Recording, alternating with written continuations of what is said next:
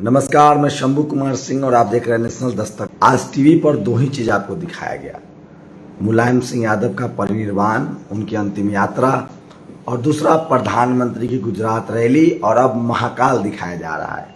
अच्छी बात है, ये भी खबर है, मैं ये नहीं कह रहा हूँ, लेकिन मैं इस देश के नागरिकों से एक सवाल पूछना चाहता हूँ कि क्या प्रधानमंत्री मोदी, अभी मुलायम सिंह का परिनिर्वाण हुआ, यूपी की खबर है, बड़ी खबर है, अच्छी बात है, दिखाया जा रहा है। दूसरी बड़ी खबर गुजरात में रैली है मोदी जी की, ये भी अच्छी खबर है, ये भी दिखाया जाना चाहिए। लेकिन मेरा सवाल है कि मध्य प्रदेश में प्रधानमंत्री जाते हैं, आज प्रधानमंत्री मध्य प्रदेश में हैं, वहाँ वो महाकाल कॉरिडोर का उद्घाटन कर रहे हैं, जो कहा जा रहा है कि लगभग 900 करोड़ के रुपए से बनेगा। अब मैं नेशनल दस्तक क्या दिखाता है आपको, वो खबर दिखा रहा हूँ। सोचिए, मीडिया में पढ़ाया जाता है कि जो छुपाया जाए वो खबर है, जो दिखाया जाए वो प्रचार है। आप सोचिए कैसे राजेंद्र प्रसाद सिंह कहते हैं कि आपके घर में 2 बीजेपी आरएसएस के कार्यकर्ता है, टीवी और एक अखबार। आप ये खबर देखिए, उसके बाद बताइए। ये खबर देखिए,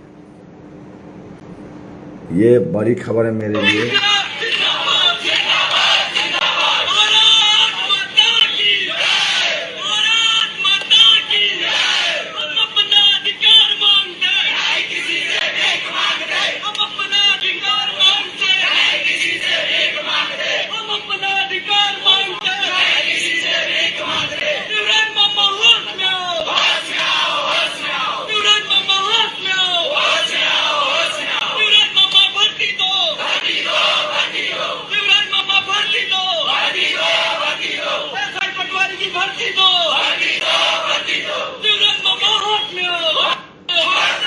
अब आप लोग बताइए, आप ही लोग बताइए कि ये खबर है कि नहीं। लेकिन ये खबर नहीं, ये सोशल मीडिया पर लोग अपने से मोबाइल से क्लिप करके चला रहे हैं, ये टीवी अखबार नहीं दिखाएगा। अब प्रधानमंत्री की गुजरात में रैली दिखाई जाती है। सोचिए, इस देश की मीडिया जो है वो विपक्ष की आलोचना करती है, लेकिन वो मीडिया आपको नहीं बताएगा कि किस तरह से प्रधानमंत्री के रैली में मुख्यमंत्री पैदल चल रहा है, प्रधानमंत्री गाड़ी पर। ये देखिए,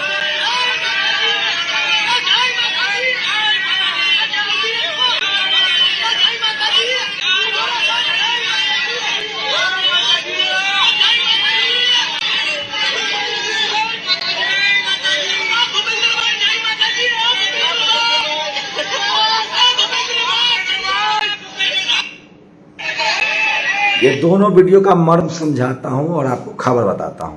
आज टीवी पर बड़ी खबरें रही, मुलायम सिंह यादव की अंतिम यात्रा, उसी यूपी में सड़क टूटे हुए हैं, गाड़ियां पलट रही है, ये भी खबर नहीं दिखाएगा कोई।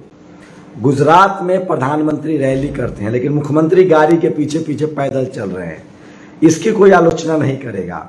और मध्य प्रदेश में महाकाल कॉरिडोर की खबर दिखाई जाती है, लेकिन बेरोजगारों की खबर नहीं दिखाई जाती है। बहुजन समाज के लोग तो हैं ही नहीं। सोचिए, राजेंद्र गौतम को लेकर टेलीविजन पर खबर चलाया जा रहा है कि वो आम आदमी पार्टी छोड़ सकते हैं, उस पर मैंने विस्तार से वीडियो बनाया। लेकिन सवाल है कि क्या इस देश की मीडिया देशवासियों के खिलाफ है और सरकार के साथ है? सोचिए, आपके बच्चे की नौकरी, आपका अस्पताल, आपकी दवा, ये नहीं दिखाया जाता है, क्योंकि अगर ये सब दिखाया जाएगा तो आप सरकार से सवाल पूछेंगे, सरकार को काम करना पड़ेगा। और ऐसा नहीं कि मीडिया मुफ्त में ये सब कर रही है, इसके बदले बकायदा पत्रकारों को और मीडिया हाउसेस को सरकार पैसे दे रही है।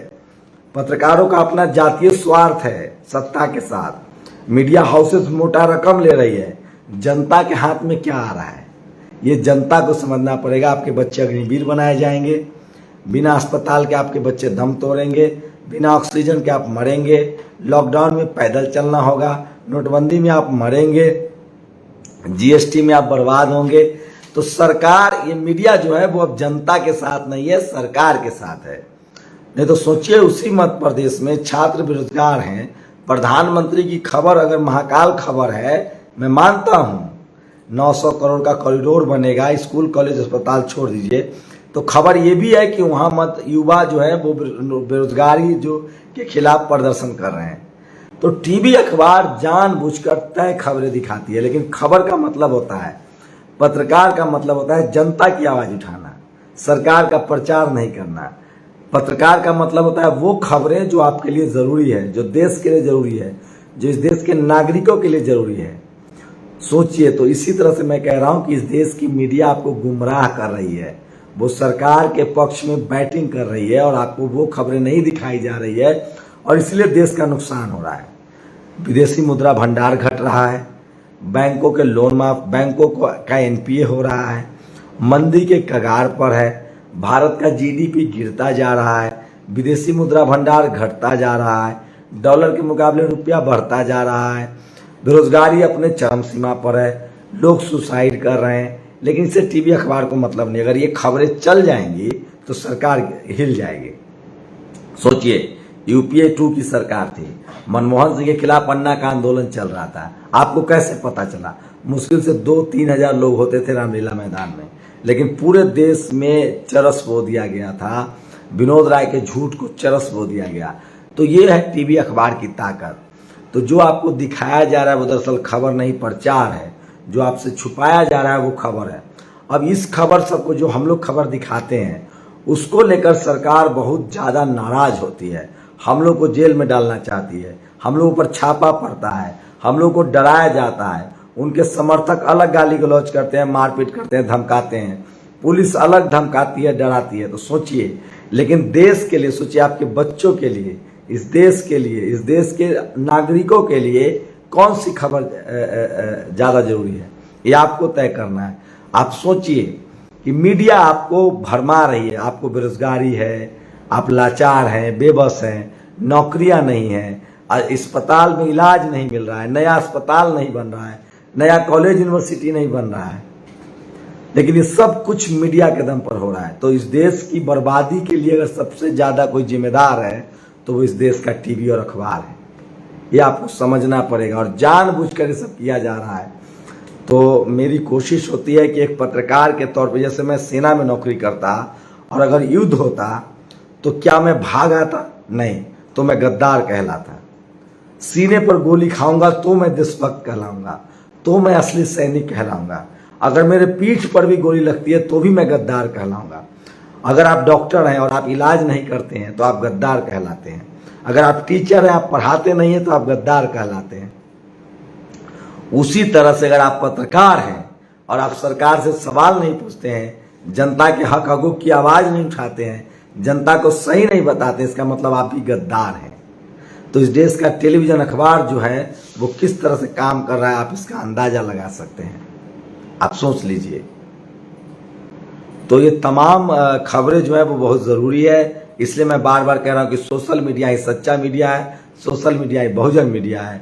और आपके घर में 2 बीजेपी आरएसएस से कार्य करता है, एक टीवी और एक अखबार, और सारे पत्रकार उसके स्पोक्स पर्सन हैं। जो आपसे छुपाया जा रहा है वो खबर है, जो आपको दिखाया जा रहा है वो दरअसल प्रचार है, और एक पत्रकार के तौर पे जो आपको नहीं बताया जा रहा है, छुपाया जा रहा है, वो देशद्रोह है। तो किसी भी डेमोक्रेटिक सिस्टम में अगर पत्रकार ने, जो डरा हुआ पत्रकार और डरा हुआ पत्रकारिता डेमोक्रेसी के लिए खतरा है। तो भारत की जो दुर्दशा है उसके लिए मोदी जी जिम्मेदार नहीं है, बीजेपी आरएसएस जिम्मेदार नहीं है, सत्ता जिम्मेदार नहीं होती है, पत्रकार जिम्मेदार होते हैं, क्योंकि उन्होंने समझौता कर लिया है। लेकिन ऐसा मत समझिए उनके बदले में उनको मिल रहा है। लेकिन भारत में थोड़ा बातचीत अलग है। ऐसा नहीं है कि सारे पत्रकार बिके हुए हैं। भारत में पत्रकारिता में डाइवर्सिटी नहीं है, भागीदारी नहीं है, और जो सवर्ण समाज के पत्रकार हैं उनकी वैचारिक सहमति आरएसएस बीजेपी के साथ है। तो इसलिए जब वहाँ एससी एसटी ओबीसी माइनॉरिटी की भी भागीदारी होगी तब जाकर जो है मीडिया में जो डाइवर्सिटी का जो कोटा है वो पूरा होगा। और आज की तस्वीरें मैं आपको बता दूं, माननीय मुलायम सिंह यादव की अंतिम यात्रा में तमाम लोग शामिल हुए हैं। ये तस्वीरें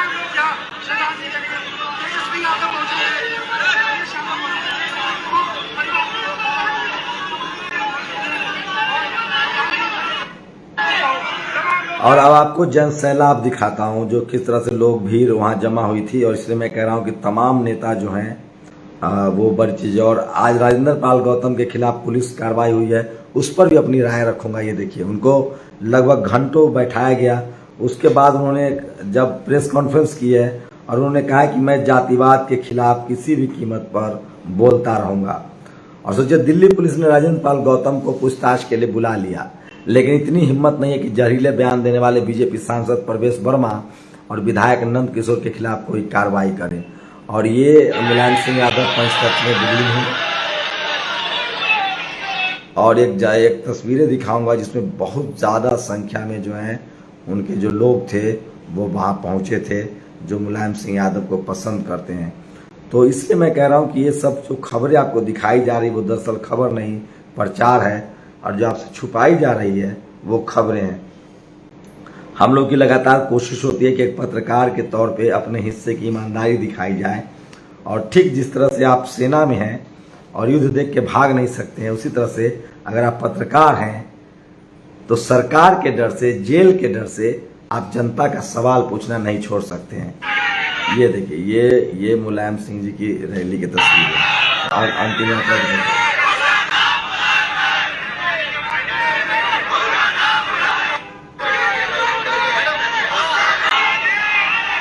तो ये बड़ी खबरें थी। आपको टीवी पर सिर्फ जो दिखाया जा रहा है वो दरअसल खबर नहीं, प्रचार है। बाकी आप लोगों की प्रतिक्रिया बहुत जरूरी है। शुक्रिया। नेशनल दस्तक की आपसे गुजारिश है कि अगर इसको बचाना चाहते हैं तो नेशनल दस्तक को सब्सक्राइब करने के लिए रेड कलर के सब्सक्राइब बटन को दबाएं, फिर बेल आइकन की घंटी दबाएं। नेशनल दस्तक को बचाने के लिए बहुत जरूरी है कि हर खबर को शेयर करें, लाइक करें, कमेंट जरूर करें।